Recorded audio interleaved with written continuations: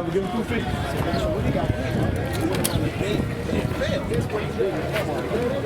No, bro, on the beat. You hit the car.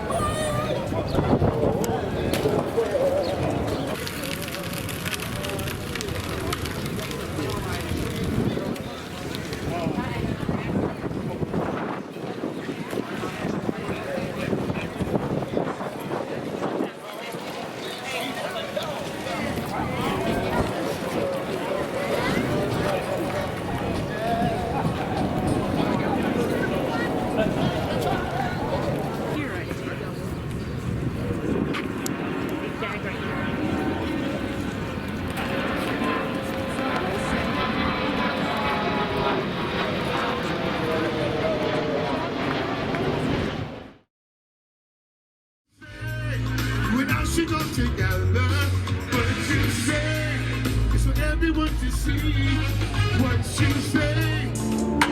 They beat us so, but they don't want violence. They say have some conversations, they really want silence.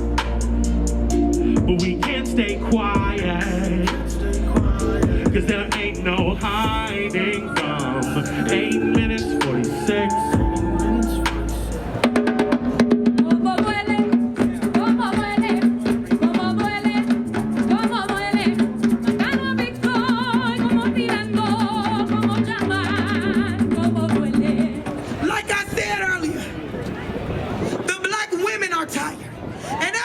Knows when a black woman gets tired what we do. What do we do when we get tired? We standing up. We're not about to watch you kill our men in the street, our brothers. And for our cousin George, I know he made the ultimate sacrifice to bring every one of us together.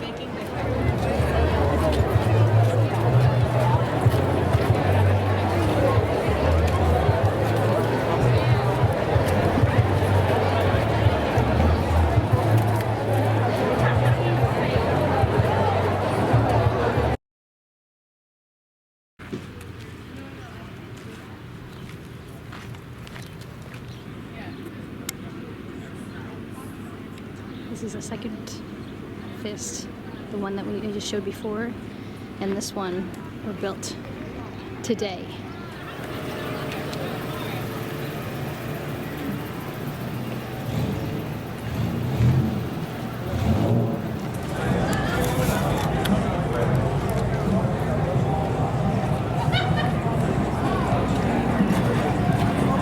So when this city shows who they are, believe it.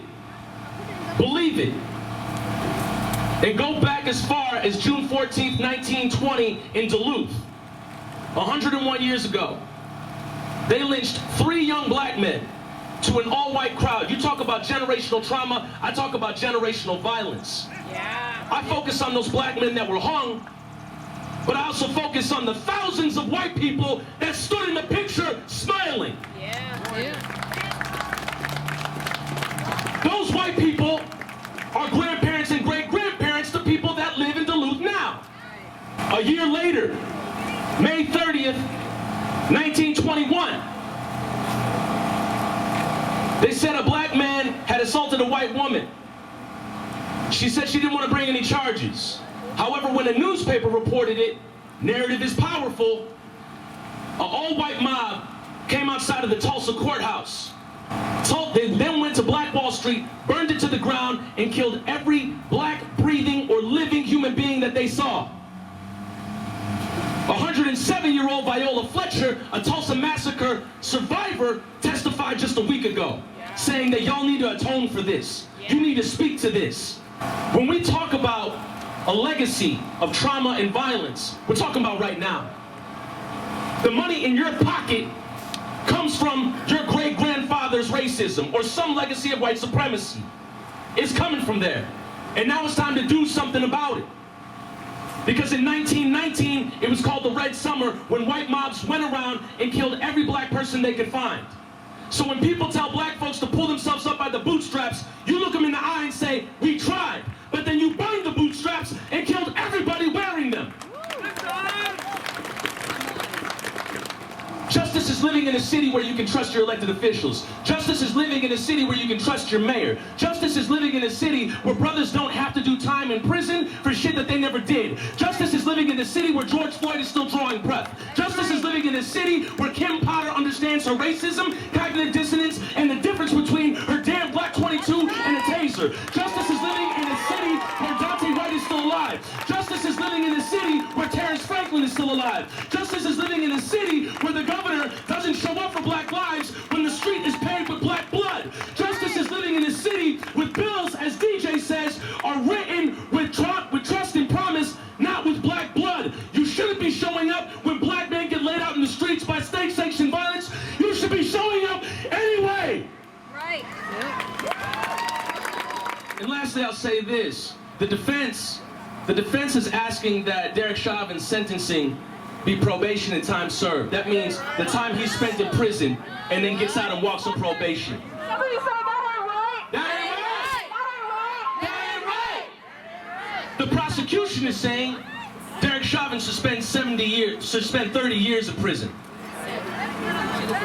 70 does sound better. 70 sounds great. I'll take 70. But they're saying he should spend 30 years in prison. Here's the problem, and this is for all the brothers out here. It's all for all the people out here that know people that have been in prison.